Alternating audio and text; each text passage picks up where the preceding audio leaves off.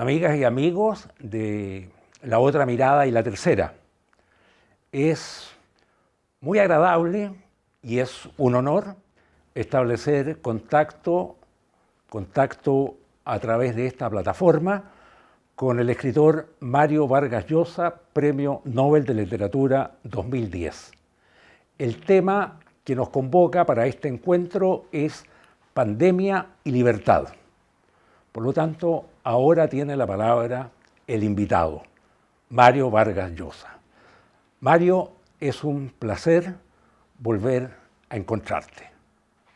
Muchos saludos a todos los amigos de La Otra Mirada.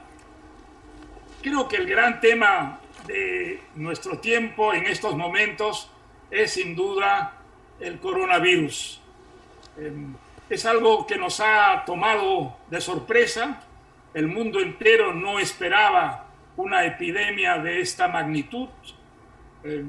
Creo que los miles de muertos, las disposiciones estrictísimas que se han tomado en muchos países para tratar de frenar esta plaga, lo que nos indican es que estábamos demasiado ensorbecidos con los progresos de la ciencia, de la técnica, y creíamos haber dominado la naturaleza. Pues esta pandemia nos ha demostrado que estábamos en un grave error, que todavía la naturaleza tiene muchos secretos y que puede darnos experiencias muy desagradables y violentas como la que hemos vivido y que muchos países están viviendo todavía.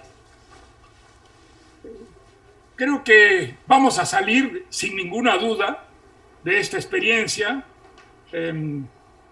menos arrogantes, y quizá, si somos sensatos, dedicaremos mucho más tiempo y dinero a la investigación científica, a ver si podemos eliminar o disminuir experiencias como la que el mundo está viviendo, y algunos países comienzan a salir de ella. Creo que esta pandemia tiene algunas enseñanzas de tipo político. En primer lugar, esta experiencia ha dado a los gobiernos una fuerza extraordinaria y muchos hemos consentido a que los gobiernos alcancen esta fuerza porque pensábamos que era la mejor manera de combatir a la pandemia, una plaga que, como ustedes saben, no tiene todavía vacunas y de la que se conoce aún muy poco. Esto conlleva, por supuesto, muchos riesgos, y unos riesgos que tienen que ver con la democracia y tienen que ver con las libertades públicas, tienen que ver con la libertad de expresión. Todo eso se ha visto en cierta forma restringido por esos suprapoderes que hemos otorgado a los gobiernos, creyendo que de esta manera combatíamos más eficazmente a esta plaga o a esta pandemia.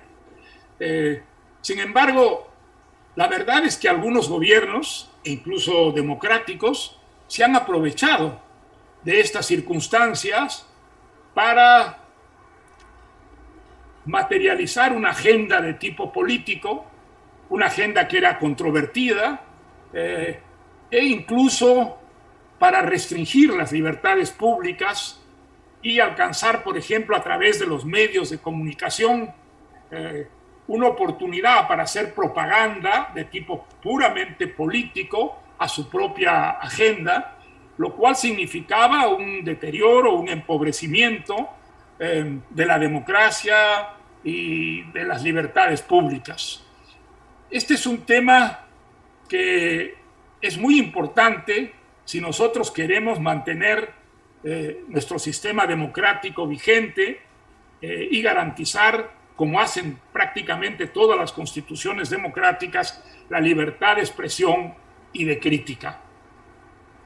Existe, yo creo, en este momento en el mundo, una idea que en gran parte es equivocada, la idea de que el Estado maneja mejor que la sociedad civil el enfrentamiento a una plaga como es el coronavirus. Esto no es cierto. No es verdad que la sociedad civil esté inerme y que además se halle incapacitada para colaborar con las instituciones públicas de una manera más eficiente, más eficaz. Hemos visto a muchísimos empresarios que convertían sus empresas a gran velocidad para producir los elementos de protección que necesitaban nuestras entidades sanitarias para combatir eficazmente el flagelo. Hemos visto también la manera generosa, muy generosa, como muchos hombres de empresa han donado, han hecho donaciones importantes para fortalecer a las instituciones del Estado que tenían la obligación de luchar contra la pandemia. Y de una manera general, la verdad que el comportamiento de la sociedad civil ha sido un comportamiento eficaz. Ha habido algunas excepciones, por supuesto, en todos los países, pero ha sido un comportamiento respetuoso, disciplinado y que ha contribuido en mucho a reducir la pandemia, contra la que la mayor parte de los países europeos, por ejemplo, y yo hablo de Europa fundamentalmente porque vivo aquí en Europa, están ya de salida, afortunadamente, de este terrible virus que sigue todavía haciendo estragos en América Latina, en el África y en partes del Asia. Creo que con esta introducción, Héctor, podríamos comenzar el diálogo. ¿Qué te parece? Muchas gracias, Mario. Quiero ir a lo siguiente. Esta emergencia sanitaria, esta pandemia, ha sorprendido al mundo con liderazgos más bien frágiles y muy discutidos. Yo quiero preguntarte lo siguiente. Si tú ves a nivel internacional, ya sea en Europa o en los Estados Unidos, algún liderazgo que haya podido calificar en esta emergencia. Me refiero a un liderazgo que haya podido calificar en términos positivos, en términos de afirmación de la libertad, no de liderazgos que se hayan refugiado en un mayor autoritarismo. ¿Te parece que hay alguien que califique en este plano, en esta dimensión actualmente, sea en Europa o en los Estados Unidos? Desgraciadamente no, Héctor. Creo que la respuesta a tu pregunta es que ese liderazgo mundial no existe. Ese liderazgo debería corresponder en el mundo libre, en el mundo occidental, a los Estados Unidos. Desafortunadamente, el presidente Trump parece el dechado mismo de la confusión. Sus actitudes son contradictorias respecto a distintas políticas, pero creo que en el caso de esta plaga quizá haya sido más confuso y contradictorio que, por ejemplo, en la relación con sus aliados. La verdad es que se ha enemistado profundamente con sus aliados, ha establecido unas conexiones amistosas con los tradicionales adversarios, y no se puede decir que haya un liderazgo norteamericano para enfrentar a la plaga, ni muchísimo menos. Creo que en el caso de América Latina tampoco hay un liderazgo claro, hay posiciones muy contradictorias, algunas bastante confusas. Es el caso quizá de Brasil, donde la controversia política sobre la actitud ambivalente del presidente Bolsonaro, pues en lugar de, digamos, movilizar al país en una cierta dirección, ha creado unas divisiones muy profundas, muy grandes. Curiosamente, si hay que citar un caso notable, yo citaría el de un pequeño país latinoamericano, que es Uruguay. Es un país muy pequeño, tiene solo 3 millones de habitantes, pero sin embargo, fíjate, el presidente que estaba recién elegido, dicho sea de paso, acababa de asumir el poder después de muchos años de un gobierno de la izquierda, se negó a confinar a su país como han hecho tantos países en el mundo, se negó a prohibir la apertura de restaurantes y de tiendas, y se limitó solo a aconsejar a sus ciudadanos a que actuaran de una manera prudente frente a la amenaza del virus. Bueno, esto que podría parecer un disparate, pues no ha sido así, ha funcionado. Los uruguayos han respondido de una manera efectivamente responsable. Algunos se han confinado, otros no se han confinado, han seguido practicando deportes, por ejemplo, en los parques. Las tiendas se han abierto, algunas se han cerrado, y sin embargo los resultados no pueden ser mejores. En Uruguay, yo tengo aquí una estadística que ha aparecido en los periódicos en España esta mañana, donde dicen que solo ha tenido Uruguay hasta ahora 20 muertos, y que el número de contagiados con el virus apenas sobrepasan los 700. Bueno, pues allí se han respetado las libertades. Clarísimamente el presidente ha creído en la responsabilidad de los ciudadanos de su país. Estos han actuado de una manera responsable y el virus no ha causado en Uruguay los estragos que está causando en otros países latinoamericanos, como por ejemplo el Ecuador o el Perú, o no se diga Brasil, donde los muertos pues ya se cuentan por millares, ¿no?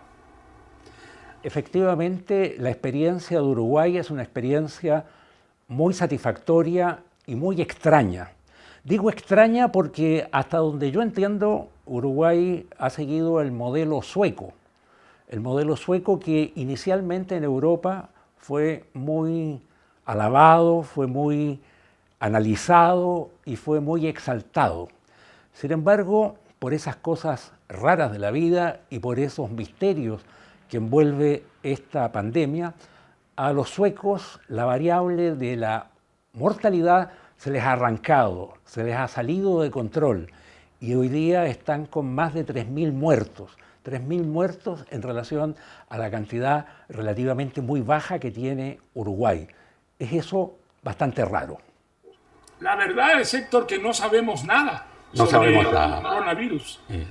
La verdad es que estamos totalmente a ciegas. En el caso del Perú, por ejemplo, se da un fenómeno muy interesante, y es que las ciudades de altura, las ciudades que están a más de 2.500 metros, son mucho menos víctimas del virus que las ciudades de la costa o las ciudades de la cordillera, que no están tan altas. Es muy interesante el caso de ciudades como el Cusco y como Puno, donde la plaga afecta a pequeñas minorías, en tanto que en la selva, por ejemplo, Iquitos, o en el norte del Perú, en las ciudades costeras del norte, causa verdaderos estragos y hay centenares de muertos y los contagios son muy fáciles. Hasta ahora no se sabía que la altura podía tener esa influencia sobre la expansión del virus. La verdad es que estamos a ciegas, que estamos combatiendo a un enemigo que no vemos y que no conocemos, aunque sin ninguna duda ahora vamos a empezar a conocerlo y van a surgir finalmente vacunas que nos defiendan contra él. La verdad es que esta batalla la hemos librado a ciegas con un enemigo que no conocíamos y que golpeaba pues de una manera que era impredecible para nosotros, ¿no? Quiero llevarte, Mario, al tema de Europa. Yo sé que es un tema muy sensible para ti. Es más, lo más probable es que si tú no te hubieses ido a Europa, probablemente no serías escritor. Por lo menos eso es lo que has declarado en diversas entrevistas. Y quiero plantearte el tema de Europa porque siento que el proyecto histórico de Europa está un tanto resentido en este momento.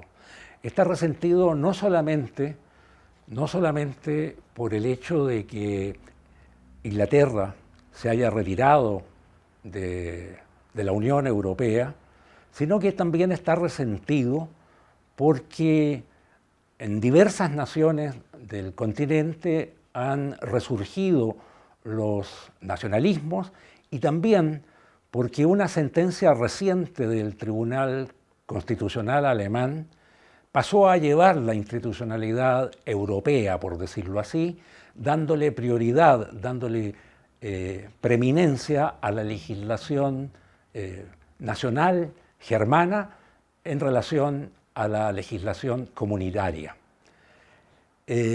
A esto se agrega que la reciente pandemia ha lastimado y ha golpeado muy seriamente a Europa en dos ámbitos que son muy importantes para el continente. El primero es el transporte y el segundo es el turismo.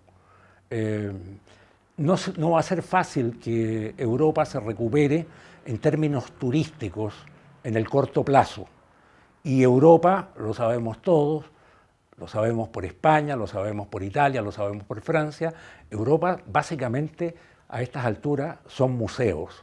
Entonces me interesa conocer tus puntos de vista a este respecto. ¿Tú no crees que Europa va a salir muy golpeada de esta pandemia? Sí, efectivamente. Yo creo que tienes mucha razón. Es un momento muy difícil para Europa. Antes de la pandemia, antes del coronavirus, ya el proyecto europeo se enfrentaba a un rebrote de los nacionalismos, algo que nos ha sorprendido muchísimo, porque pensábamos que luego, sobre todo luego de la Segunda Guerra Mundial, los nacionalismos que habían causado tales estragos en Europa habían quedado atrás y eran cosa ya del pasado. Pues sin embargo no ha sido así. Hemos visto el rebrote de los nacionalismos en muchos países europeos. Es verdad que son todavía minorías, pero desde luego que el nacionalismo es el gran enemigo de la construcción europea. Y de otro lado, yo creo que los países europeos son conscientes, bueno, hasta el Brexit británico, de que si no se unen, de que si no se construye esta Europa, la presencia europea será mínima, insignificante, en un futuro en el que podrían repartirse el protagonismo en el planeta, pues Estados Unidos y China, digamos. Creo que sería muy triste que la Europa, donde en cierta forma nació la cultura democrática, esa de cultura democrática que es hoy día patrimonio del mundo entero, por supuesto, no tenga una presencia visible y que forme parte de una competencia con los líderes mundiales. Yo creo que esta idea todavía tiene mayorías en Europa, pero sin ninguna duda se enfrenta a muchos problemas, el mayor de los cuales ha sido sin ninguna duda el Brexit británico. Aunque hay en la propia Gran Bretaña mucha resistencia y la conciencia de que fue un paso equivocado el que dieron los británicos con el Brexit, creo que la ausencia de Gran Bretaña dentro de la construcción europea es quizá lo más grave que le ha ocurrido a este proyecto, que a mí me parece absolutamente indispensable para asegurar un futuro democrático a la humanidad. Los últimos días han sido de reclusión. Llevamos ya varias semanas recluidos y como tenemos que quedarnos en la casa, los libros nos han convocado nuevamente. Han sido tiempos de lectura y han sido tiempos muy especialmente de lecturas relacionadas de alguna u otra manera con la pandemia. Desde luego, una obra que está con altísimo rating en este momento es la novela La peste de Albert Camus, que yo sé que a ti particularmente no te entusiasma demasiado. Es una novela mediocre, dijiste alguna vez. La menos original y la menos interesante de las novelas de Camus. Pero bueno, la actualidad le ha dado una presencia y una importancia que no es solamente en Francia, porque veo que también se ha convertido en un bestseller en España. Sí, en este momento... Es verdad que yo tengo mucha admiración por Camus, sobre todo por los ensayos, pero creo que escribió mejores novelas que La peste. Solo recuerdo de la peste un médico que quería escribir una novela y que nunca pasaba de la primera frase, porque descubrió que la primera frase se podía escribir de tantas maneras diferentes que eso le impedía continuar con la novela que tenía en mente. Mario, yo hago todos los días un programa radial con Arturo Fonten, que es un gran amigo tuyo, y con él, revisando días atrás textos, novelas, obras de ficción relacionadas con la pandemia, él estaba leyendo en ese momento, o había leído, una novela enorme, torrentosa, larga, italiana, que supongo que a ti te gusta mucho porque responde a la matriz de novela realista que te gusta, titulada Los novios de Alessandro Manzoni. Sí, hay una descripción de la peste. De la peste maravillosa. Sí, sí, una descripción terrible y formidable. Y aparte de la novela Los novios, yo creo que también hay que hacer justicia a otro libro que también tiene mucha relación con la pandemia, que es La muerte en Venecia, o Muerte en Venecia, definitivamente. Muerte en Venecia, a menudo perdemos de vista que se desarrolla en un periodo donde está ocurriendo una tremenda peste en Venecia. Lo que ocurre es que las aguas de la ciudad se han vuelto pestilentes y sopla desde el África un viento que se llama el siroco, que en la tarde los habitantes de la ciudad sospechan que es la que porta el virus. Entiendo que la novela no se dice, pero yo asumo que es el virus del cólera. Y de hecho el protagonista de Muerte en Venecia, que termina muriendo, bueno, tal como lo dice el título, que termina muriendo, muere en verdad, en términos médicos, muere por la epidemia. Claro que no muere por la epidemia en la trama de la novela, porque muere de su encuentro con la belleza que le ha generado este chico. Sí, sí, efectivamente, es una muy hermosa novela. Yo te diré que Thomas Mann es uno de los autores que más admiro yo.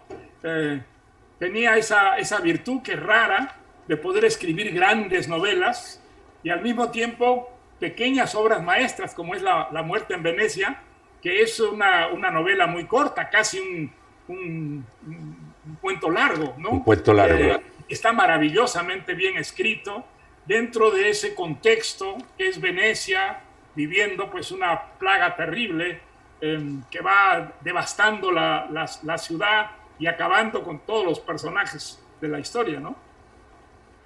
Mario, me soplaron hace pocos días que tú ibas a sacar pronto un libro sobre Borges. No es verdad. No es verdad. Yo digamos, Faulkner es uno de mis autores favoritos, y he escrito alguna vez sobre alguna de sus novelas, pero creo que no me atrevería a escribir un ensayo sobre Faulkner como lo he hecho sobre Víctor Hugo, sobre Flaubert. A mí me intimida un poco el genio de Faulkner.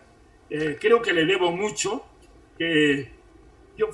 Faulkner fue el primer autor que yo leí con un lápiz y un papel a la mano, tratando de descifrar esas complejas construcciones temporales que son siempre las suyas, cómo juega con el tiempo, cómo salta, juega como si fuera un espacio, ¿no? Saltando, retrocediendo, avanzando, y todo eso va creando un contexto de una extraordinaria complejidad y riqueza. Mario, no creo que me atrevería a escribir un ensayo sobre Faulkner.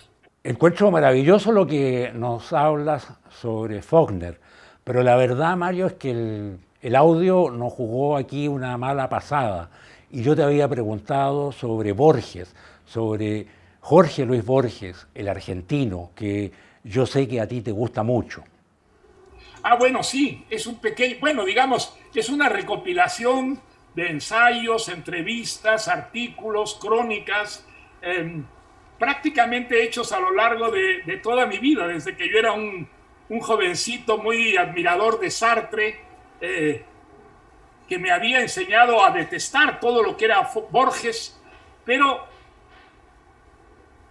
a quien leía a escondidas y un poco avergonzado, porque todas las enseñanzas de Sartre pues me hacían rechazar, ¿no?, la idea misma de Borges, un escritor desactualizado, que le interesaba más lo exótico, lo fantástico, que despreciaba la política, que no creía en el progreso, y que además convertía todo, a la filosofía, a la religión, en literatura. Era realmente la antípoda de Sartre. Pues ¿quién me iba a decir en esa época que con el paso de los años, el que se iba a quedar cada vez más lejos de mis simpatías y de mi admiración era Sartre, y que al contrario, ese espacio lo iba a ocupar cada vez más Borges? El librito acaba de salir, te digo librito porque es un libro de pocas páginas, y que se llama Medio siglo con Borges. Es un libro que salió en Francia hace algunos años. He añadido las últimas cosas que he escrito sobre Borges, y ahí está el libro, bueno, detenido en cierta forma por el coronavirus.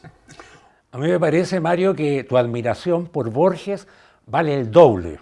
Y vale el doble porque tú provienes de otra matriz literaria. A ti lo que más te interpreta, lo que más te gusta es una novela con mucha conexión con la realidad, y una novela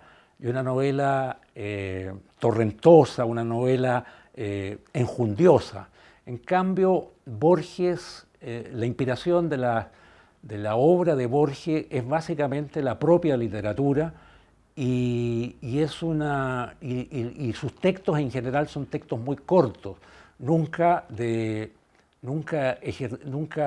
incurrió en la novela, y menos todavía en la novela torrentosa, que a ti es la que más te cautiva. Si hay un autor que está lejos de lo que yo soy, de lo que yo trato de ser como escritor, es Borges. No me interesa el mundo fantástico. Admiro mucho la precisión y la perfección de la prosa de Borges. Creo que es un prosista realmente genial, quizá el único en nuestro tiempo equivalente a los grandes prosistas del siglo de oro. Pero el mundo de Borges, el mundo de los fantasmas, de que está poblada el universo de Borges, pues no es un mundo que a mí me atraiga muchísimo. Soy un escritor más bien realista. Me interesa mucho la historia haciéndose, la historia que va creando el mundo de nuestros días, algo que Borges más bien despreciaba muchísimo. Pero fíjate, a pesar de esas distancias, yo creo que mi admiración por Borges es muy sincera, muy profunda, y siempre lo he leído y releído con enorme placer, ¿no? Tú lo conociste, lo entrevistaste, entiendo, el año 1967. Lo entrevisté por primera vez el año 1963. Ya. Él había estado en París ya, pero ese año fue el año del descubrimiento por los franceses de Borges. Le dedicaron muchas revistas, le dedicaron números especiales, y las conferencias que dio tanto en el Instituto de América Latina como en la Sorbona estuvieron repletas, y por primera vez que yo sepa fueron escritores de gran prestigio a escucharlo, ¿no?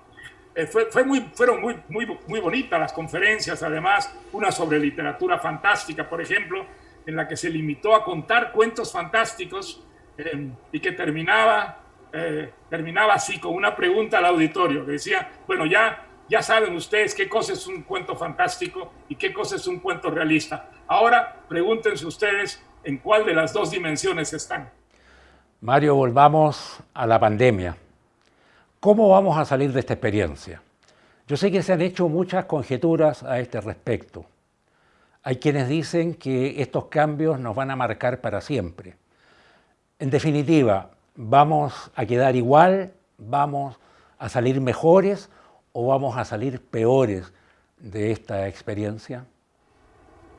Mira, yo creo que vamos a salir menos arrogantes, más convencidos de que la naturaleza tiene todavía muchísimos secretos que debemos arrancarle, y vamos a salir sobre todo mucho más pobres, porque la catástrofe económica que esto va a significar es difícil de medirla todavía, pero creo que va a ser gigantesca, que va a ser enorme y que sobre todo va a golpear a los países que estaban luchando contra el subdesarrollo.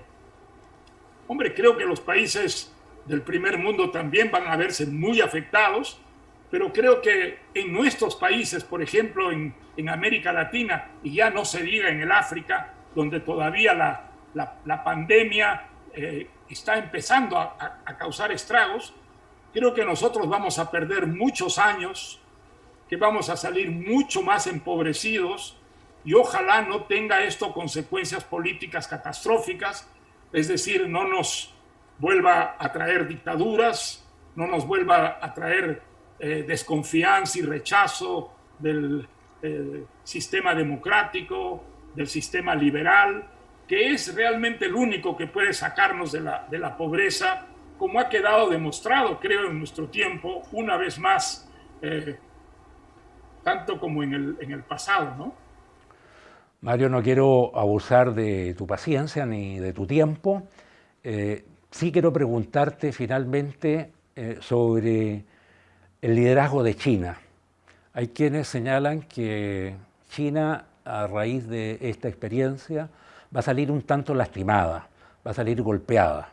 Hay otros, en cambio, que creen que el modelo chino con esto se está consolidando y se está fortaleciendo mucho más todavía de lo fuerte que ya era antes.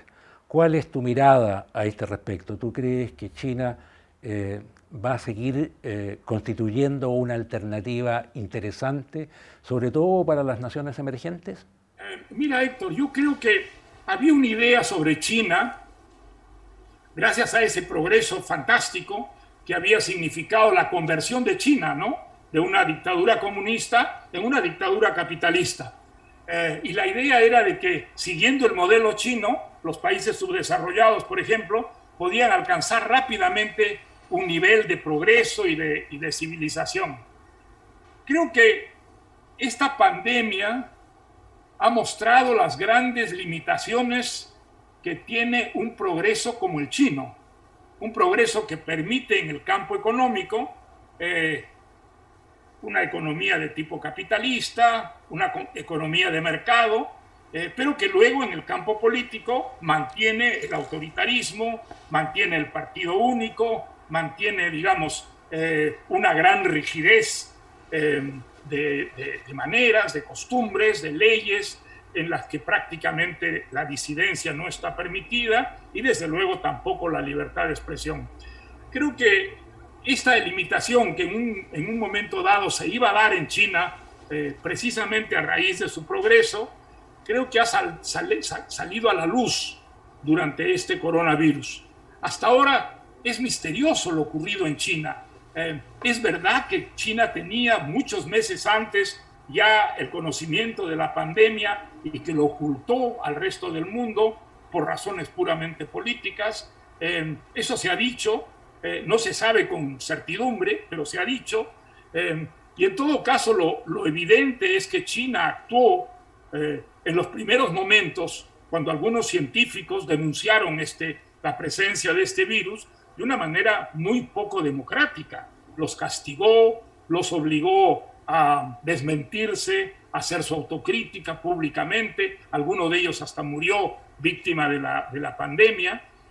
Todo eso tendrá que ser observado, juzgado, y creo que de todas maneras lo que se consideraba el modelo chino va a tener que ser muy revisado por los países que quieren tener un futuro no solamente de progreso, de civilización, sino también libre y democrático.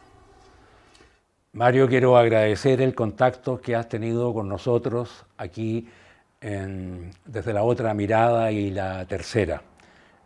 Siempre es un privilegio hablar contigo y esta vez ha sido muy satisfactorio hacerlo. Te mandamos desde este pequeño país del fin del mundo muchos saludos, muchos abrazos, muchos cariños y esperamos reencontrarte nuevamente, sea en persona, sea a través de un contacto como este, sea a través de nuevos libros tuyos.